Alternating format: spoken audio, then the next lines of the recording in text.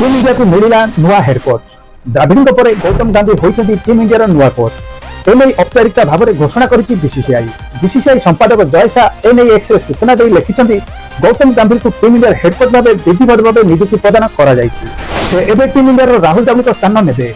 Social media BCCI संपादक जय शाह सूचना प्रदान करने पर गौतम गंभीर को विभिन्न महलू शुभेच्छार सुर छुटी।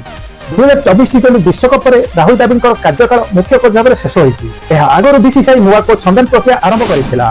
टीम इंडिया विश्वकप विजय पर बीसीसीआई भारतीय दल नुआ मुख्य कोच नहीं आगामी कार्यसूची योजना आरंभ करिछि। Social media x Jay Shah उल्लेख करिसेंति गौतम गंभीर को भारतीय क्रिकेट टीम मुख्य कोच भाव में स्वागत करी मु खुशी अनुभव करुछि। वर्तमान समय क्रिकेट बहु विकास कलानी परिवर्तन परिस्थिति क्रिकेट गौतम गंभीर को बहु निकटरू मु देखिछि। निजर क्रिकेट कार्य से विभिन्न भूमिका सुंदर भाव निर्वाह करिसेंति।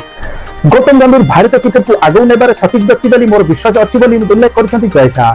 टीम इंडिया को